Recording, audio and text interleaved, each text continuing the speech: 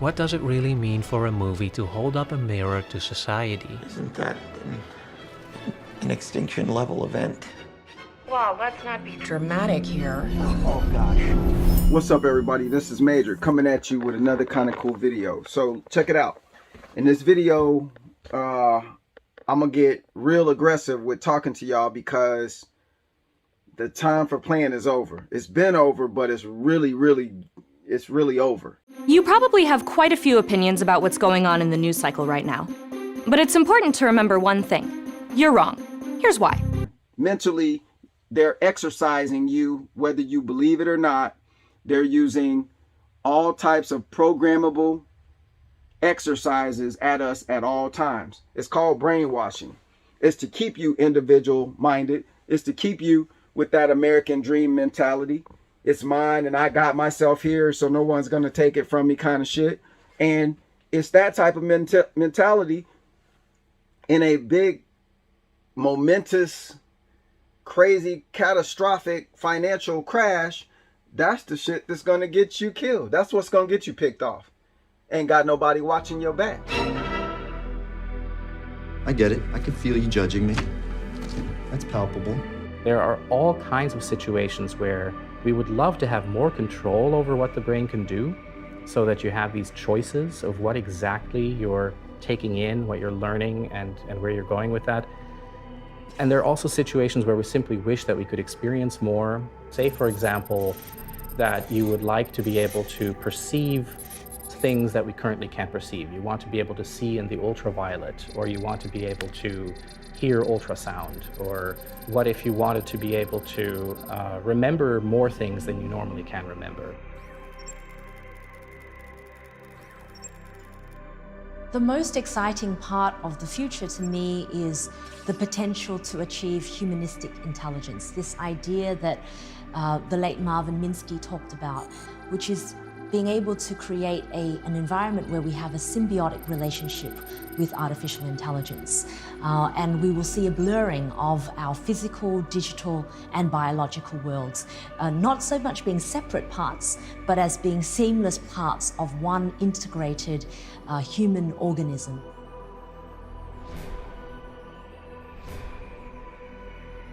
It probably will be possible to read out what's inside a person's brain, to understand what's there by translating it into something you can understand, and maybe even putting it back, giving it to someone, teaching. The reason this is so important is because that is what gives us a deeper understanding not only of what happened, but also of how it happened. Not only to reflect, but also to reveal. That helps us understand how something bad was allowed to happen. It displayed the power dynamics that were involved, how unethical and destructive behavior was facilitated on a structural level and give us villains to point our fingers at in moral outrage. It also gives us a deeper understanding of why they acted the way that they did. It makes us empathize with them, which, mind you, is not the same as sympathizing, and see the true nature of the problem. It is clearly ignorant, corrupt, and destructive when viewed in its entirety. A fantastic insight into the banality of evil. But also one where, if you zoom in, it becomes extremely difficult to pinpoint any one individual as the definitive guilty party. If you were in any of those positions, if you had those same opportunities to make easy money, if you were an employee at one of those firms, if you were a part of that environment, you would most likely have acted exactly the same. When we make a decision now, we are under the impression that we are the ones who are making the decision, and we make it because we want to make it. But if our brains are connected to the net, to a computer cloud, and there are algorithms there that are used in our decision making, well, who's deciding? So the way that they're doing it is you have to crash the old system. If you are a good boy, a good girl, if you make good posts on social media, positive stuff and happy-go-lucky stuff, that's what's going on. Then they're going to turn around, reset the system. It gives us a real insight into the financial world and all the structural elements that eventually caused everything to come crashing down. Listen, you better be purchasing some stuff, machinery, equipment that can produce stuff. and have it paid for. I'm not talking about having loans on stuff. You need to know what's going on. Stop playing games. Stop thinking everything is a scam. The money that you're using is already a scam. This dollar that we keep using already is a scam.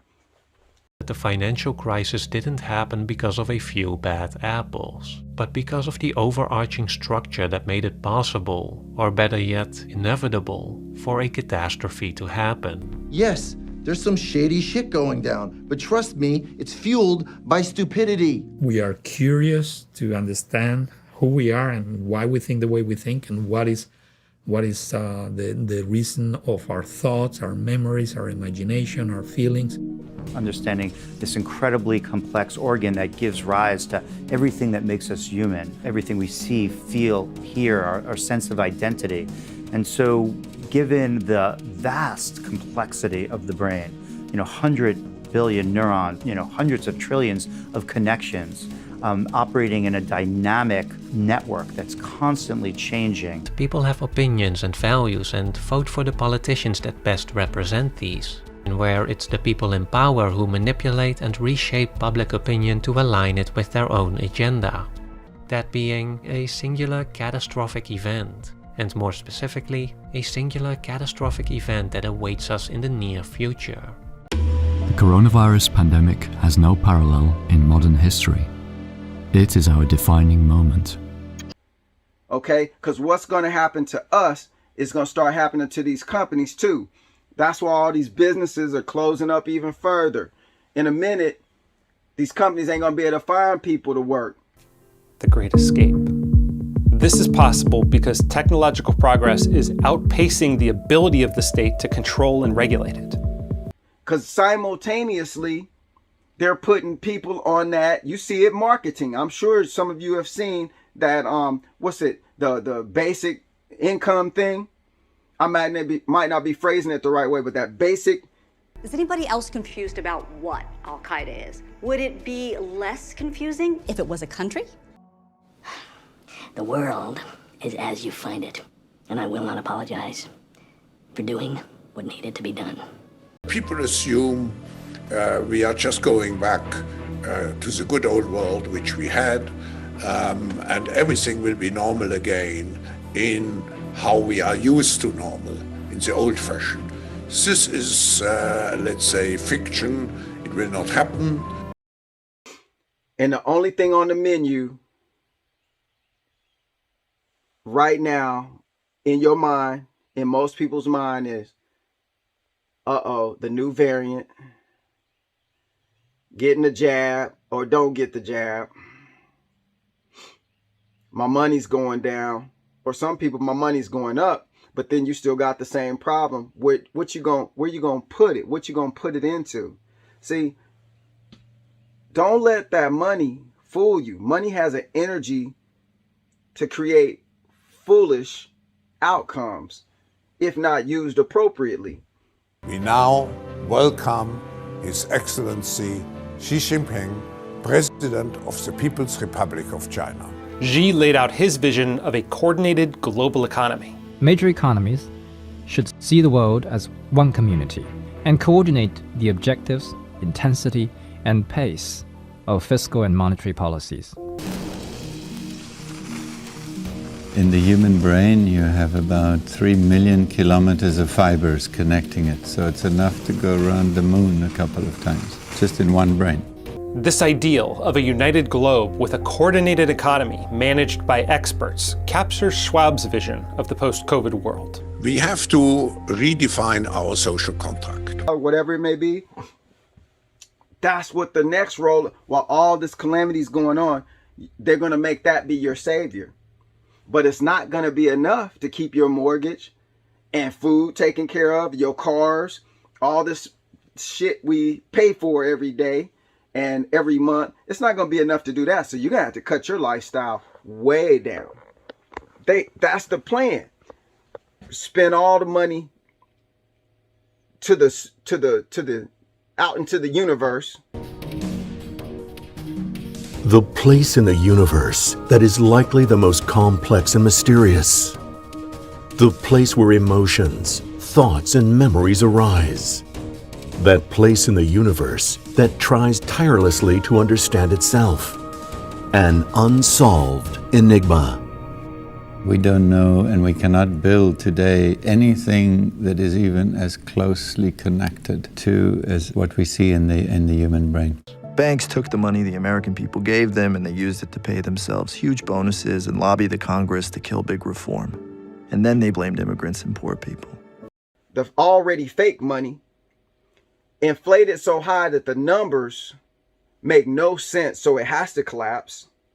The Great Reset is part of a conspiracy of global financial elites and politicians to depopulate the planet so they can more easily institute one world government. How this does happen in the real world, where the burden of responsibility to do something has been, and still is, too often placed on individual citizens who should, as it is argued, just make better lifestyle choices if they really want to save the environment.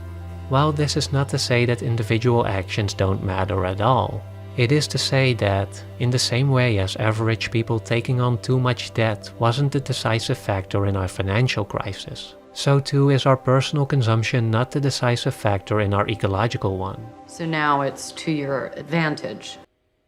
Put you further in the hole than your week-to-week check can already take care of without you even authorizing it.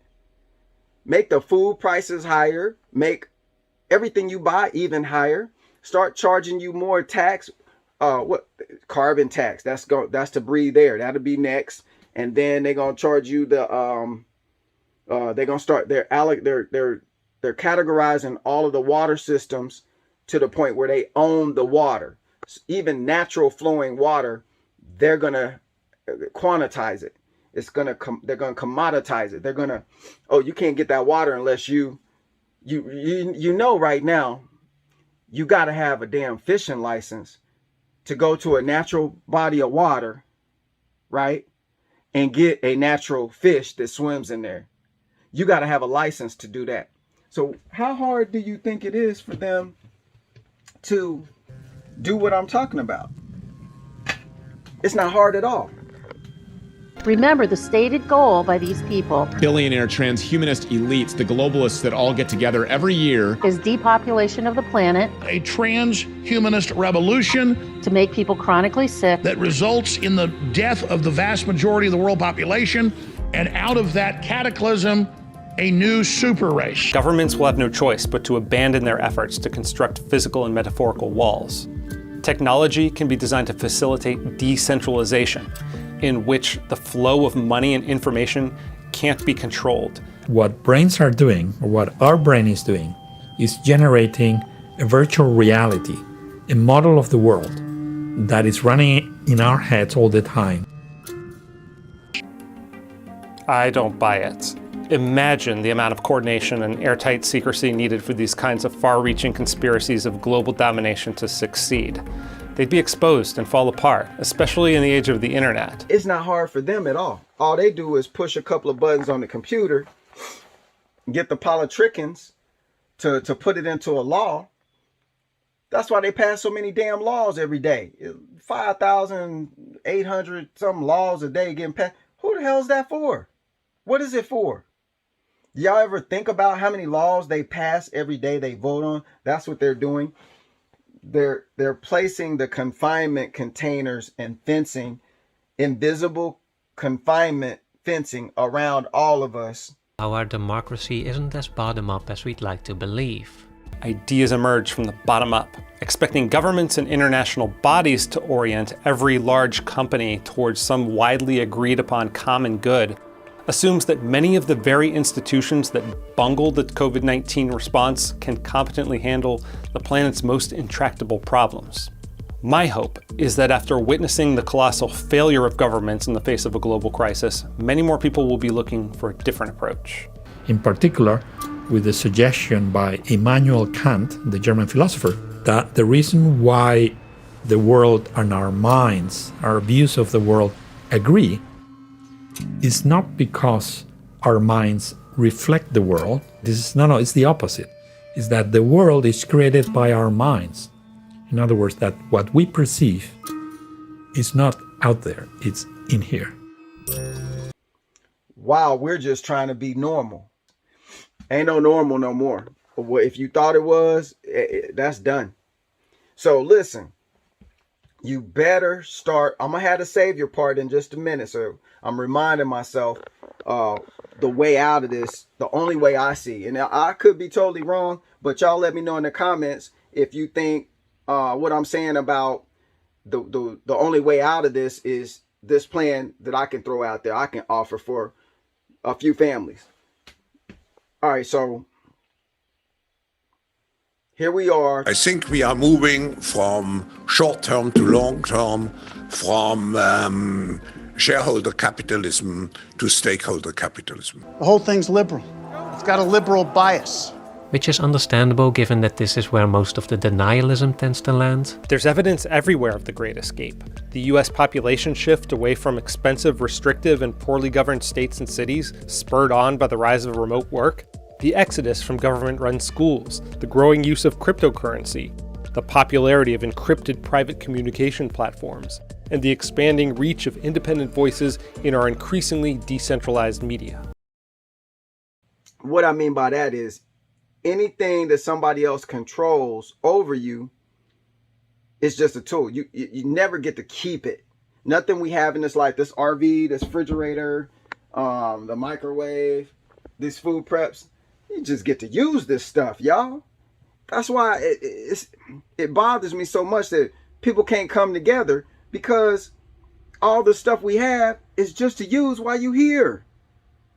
You're thinking like you're going to keep some shit forever. It's not going to happen. The World Economic Forum and many state leaders believe global coordination and global governance is essential to manage global problems, climate change, international financial instability, and future pandemics. Quantum politics, but never quite explains how policymakers will realistically overcome this dilemma. It's a tool. But it's only a tool while you can use it. What I mean by that is, it weighs less than 3 pounds. It consumes scarcely 20 or 30 watts of power. And nevertheless, it's able to make calculations more complex than a supercomputer. Hayek called central planning the fatal conceit, writing that the curious task of economics is to demonstrate to men how little they really know about what they imagine they can design. And Schwab even touches on this idea, writing that complexity creates limits to our knowledge and understanding of things. It might thus be that today's increasing complexity literally overwhelms the capabilities of politicians in particular and decision makers in general to make well-informed decisions. Maybe there's record low trust in our institutions because the people running them are attempting the impossible. And as to why, well, with the comet, this answer is pretty much reduced to the simple matter of looking up, of recognizing the threat and having the will to take action. As such, the real challenge of capturing, communicating and organizing action towards an impossibly complex phenomenon that in many ways transcends our capacity to even conceive it is turned into the rather simple act of just having to see it. It's just for now. All this stuff is for now. It has no relevance after your body has finished operating. When your vehicle, the body, stops operating, all of this stuff is null and void. You can't even, oh, I'm going to leave it to my children. It's null and void to you. It's finished. Your children, they can get their own stuff. Don't worry about that. The stuff is stuff. Planning the future for billions of people. Humiliating to pride as it may be, Hayek wrote in The Constitution of Liberty, advancements of civilization are often happy accidents. And policymakers could and should be more focused on securing the freedom that allows such decentralized experimentation and accidental progress to occur.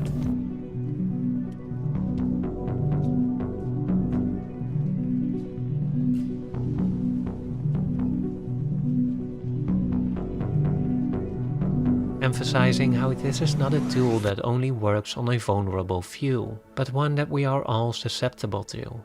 Its humanistic touch, and for capturing the feeling that the entire world is losing its mind. To start, you're completely missing the point, and everything you think is actually at odds with reality when you look at the data. And boy has it ruffled some feathers to dive into a complex societal issue.